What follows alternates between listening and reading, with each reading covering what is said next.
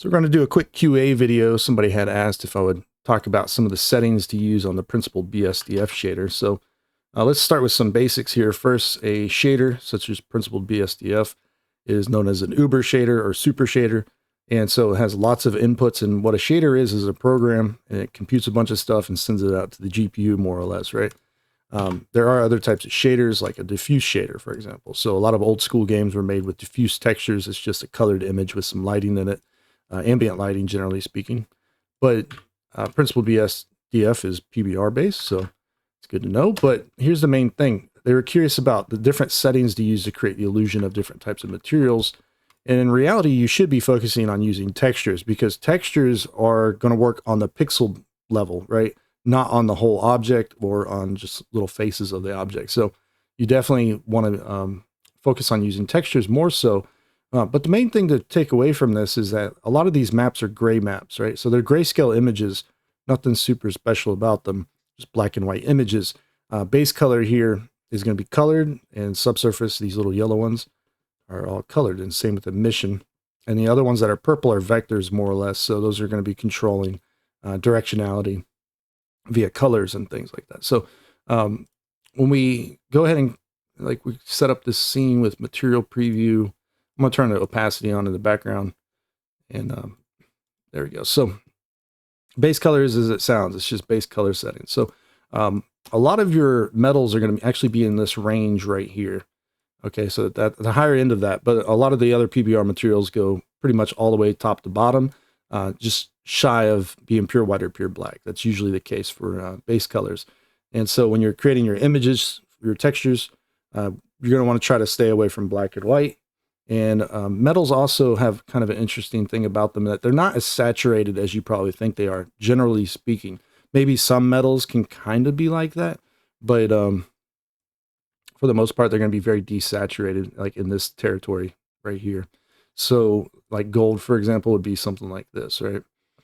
All right. But if it was like aluminum, it's going to be somewhere up here, very bright. Iron, something down there probably. And some of these can have like green tinges to them as well. Metals are rather interesting anyways. So we'll run with the gold one for now. Just play around with that idea. There's an actual science to this. So PBR materials is a clash of like physical science with computer science. So there's a lot of like math behind this too. There's ways you can extract the actual base color values from, real world things using little handheld devices and things like that. But that's not what we're getting into in this video. Usually what I would recommend doing is setting up kind of like a test scene with not lighting like I have right now, maybe something a little bit more like ambient lighting, just kind of, there's not much going on in here, right? It's just kind of muted. It's no direct lighting, no like sun hitting the surface, like overcast day. And then you could bring in other materials from known sources that create proper PBR materials. You can compare and contrast your materials with those. So you can set up like a little calibration scene if you wanted to. But nonetheless, it depends on the surface of the material, because at the end of the day, you're trying to recreate a material. So you can look at reference photos under, you can look for specific types of materials under different lighting conditions, get close-ups of the material itself, so that way you can understand how it's reflecting the light. Also, like how textures like dirt and other stuff might blend into it. Ultimately, you want to do this kind of work in Substance Designer, Substance Painter, not necessarily Blender, when you start working with the textures. But if you just want some like placeholder materials, you can still set these up like this. And I do this quite common, where you just tweak the values real quick. So something like gold, it's going to be metallic. And metallic's an interesting one, because if it's a brand new surface, it's either going to be metallic or it's not going to be metallic, right? But when you have things that are grungier like rust is not metallic. So you'd have to make your textures accordingly, where rust is metallic and the surface underneath it probably is not metallic, or rust is not metallic, but the surface underneath it is metallic. So that's going to get you into working with like the black and white images and the gray images and stuff. You'll be able to start controlling things like that. But so it's metallic, right? So let's say making some kind of gold color here. I'll exaggerate it a little bit more perhaps. But think about different types of gold, right? Like a gold ring, it's nice and polished and it's clean. The roughness would be down. right? So that's the idea of like a gold polish, right? But if it's like a coin and it's underneath the ocean and it's in a treasure chest, it could be very rough potentially. Okay, somewhere in the middle, perhaps it's just like unpolished gold or something. Like a gold nugget, perhaps can have maybe something like that, right? So moving on from that, though, there's tons of fields here that you can enter stuff. It's not necessarily required that you understand. You can learn these different things as you go through the process. But for game engines, a lot of assets in game engines, anyways, um, less is more sometimes. Like usually people are trying to get away with doing like base color, metallic, roughness, and ambient occlusion with a normal map. I mean, so you're not going to always be using transmission or clear coat or anything like that necessarily. There might be times that you do want to use those things, such as if we can, we'll get to them in a second, but certain things like transmission, foliage might use transmission and alpha opacity, something like that, right? So, but the main thing is you need textures usually to make that actually work the way it should work. And you can't do that with just like tweaking the values, right? But nonetheless, so if we took the metallic away, turn that roughness real low and just set a color, this could be something like a glossy plastic, right? So you can think of different types of plastics out there. You got like soda bottles or whatever. There's some really nice glossy ones, but you have other ones that are just rougher and somewhere in between, same deal. What about house paint, right? Like the paint on the wall. A lot of times it's acrylic based, right? Or it's liquid, it's latex based, right? It's the same thing basically. It's like a rubber plastic. Okay, so here's the thing about that: if the wall itself is made of like drywall or wood, but it gets a layer of paint on top of it, that paint is plastic basically. So possibly, anyways. But the main idea is that they come in different finishes, right? So they come in like flat, satin, semi-gloss, gloss. And so if you change these settings here, this could work for wall paint too. I mean, you don't have to overcomplicate this process when you're keeping it very simple like this. Like it really is this simple. So anisotropic. Okay, let's just talk about specular real quick. So specularity is just the intensity of the bounce of the light off the surface. So you can see we can intensify it if we want. Sometimes it's done on metals or glass and things like that, jewels, whatever the case. So pretty easy to understand. Subsurface scattering, of course, and crank that one on. This one's pretty intensive. It's just the idea here is that I'm going to go to render preview for it. We'll do a light spotlight. Like you can imagine shining a flashlight through your finger, right? Like that's the main idea of subsurface scattering. Creates that illusion like that, okay? And so you can actually change, the subsurface colors as well if you wanted to, and get like jade, like certain types of materials end up being something like that. And you also have subsurface IOR and subsurface anisotropy, right? So all kinds of fun stuff there to play around with. They've replaced this, I think, the color in a newer version of Blender. And Unreal Engine, I don't think, uses it either. So, but it's usually for like characters, generally speaking, because it's a more demanding effect for games. So, nope, wrong one. There you go. All right, and we'll go back to material preview. So we'll turn that off for now. We already got metallic under control there, so we got roughness. Anisotropic, we're not going to get any real good effects out of this without using textures. You need like a gradient and a pattern in order to start creating the illusion of anisotropic. Like rotation, for example, is like the little thing at the bottom of a pan or like a CD, things like that. So that one's going to be for a different one. If we had, let's turn roughness up a sec. Say we had something with some sheen on it. We might be able to get to work here. Okay, so you can add a little bit of sheen. It doesn't show up real well here, but this is usually for like silk and things that have something like a little bit of a satin finish to it, basically. That may be more rough, like a fabric or something like that. So a texture would help that probably immensely. But anyways, so yeah, sheen's interesting. Some surfaces, like let's say carbon fiber, carbon fiber is a weave pattern of carbon, and so it's kind of like fiberglass in a way. It's a compound material. It's a composite. So one of the things about it though is that it's going to have its own properties if it was unfinished, right? Like just carbon fiber as a fabric, right, is going to have its own kind of properties. But a lot of times, because it's a compound, it's casted inside of or mixed with epoxy, anyways. In that case, you get kind of effects like clear coat on certain surfaces. And it's just an additional amount of shine on the surface, basically. So you can have more or less the illusion of like two materials kind of interwoven with each other a little bit. One that's glossy, clear coat. Same with like car paint, perhaps, and the one underneath it, and so on and so forth. So you got clear coat roughness as well. All right, and so transmission's a fun one because transmission is going to be like a lot of times used for vegetation. It's kind of like a gelatin look. When you crank it up, you can see it's something like this. But a lot of times it's used on vegetation. It's also used on like curtains, things like that. So transmission's quite useful. You'll want to look into that one. And it's also used in game engines for vegetation. So emission's fun. Usually you need an emission color, or sometimes it can just be black and white. You can set like a mix of a texture with like a mixed color node, and then plug it into emissions usually, and control the color on like instances of materials and things. But the most part, it's just going to glow, and you can't really see much of it glowing here. But if it was like blue, maybe. Like it would crank that strength up and down. I don't have any effects on right now, really. Well, I do have bloom, but it's very low. You can see it creates that glow effect.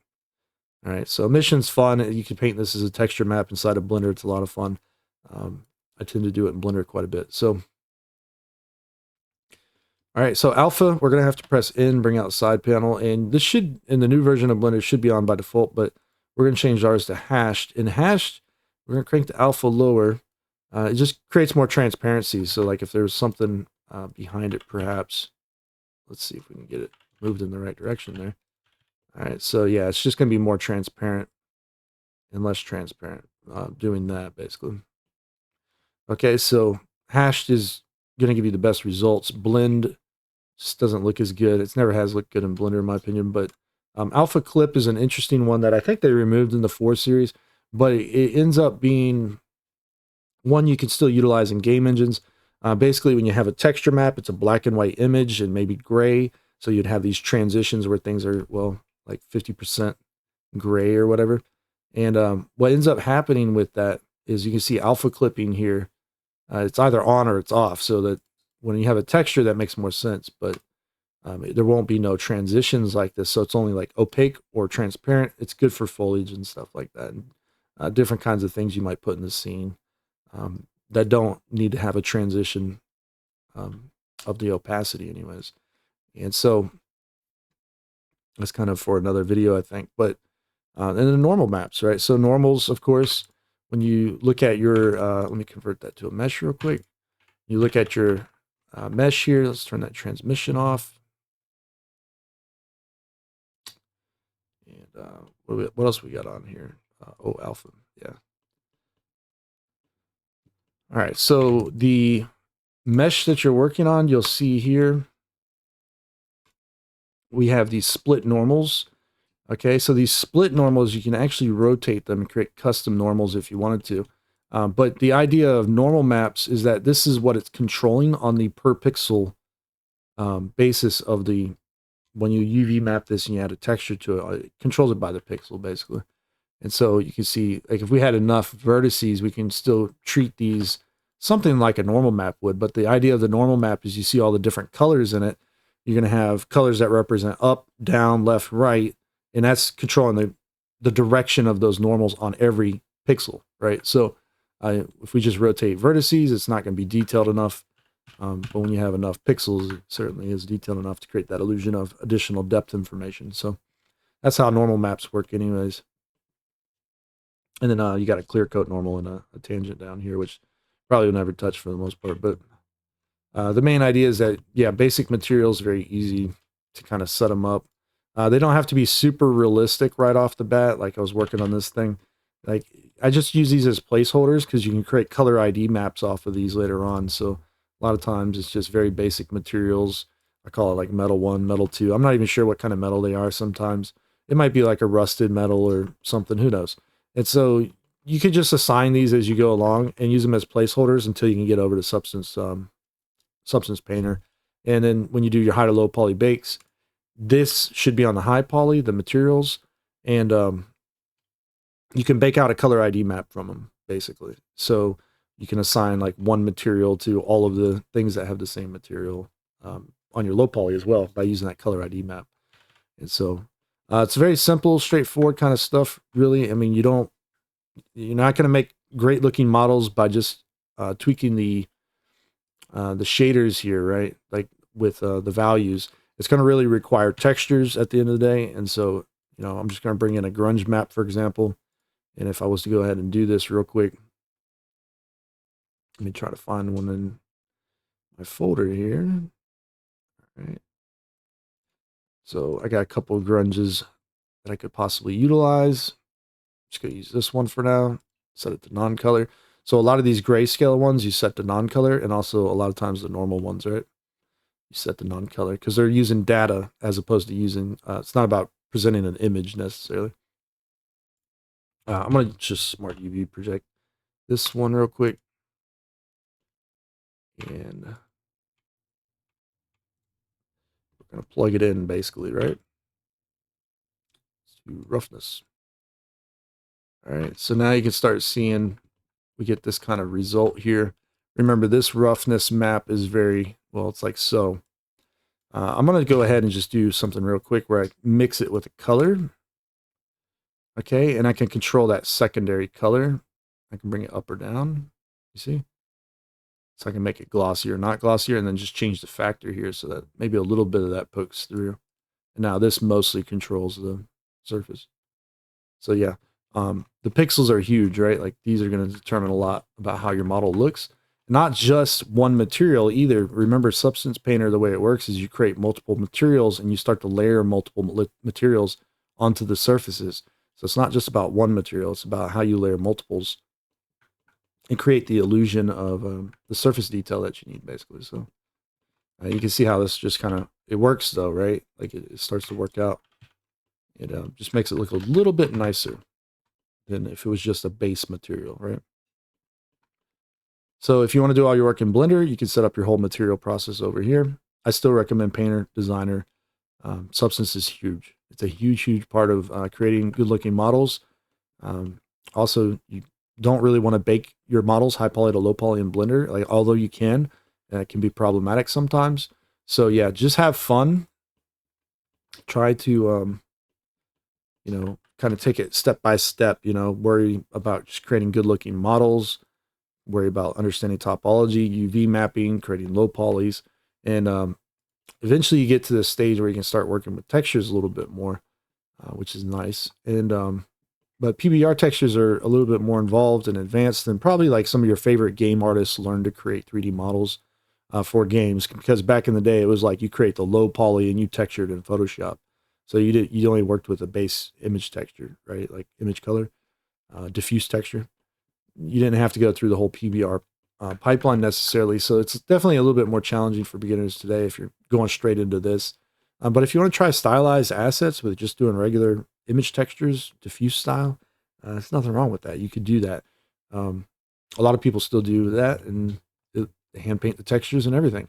And it looks great. It's fantastic. So nonetheless, that's just a quick video for today. I wanted to go over this real quick. I hope you enjoyed. I'll check out the next one. All right.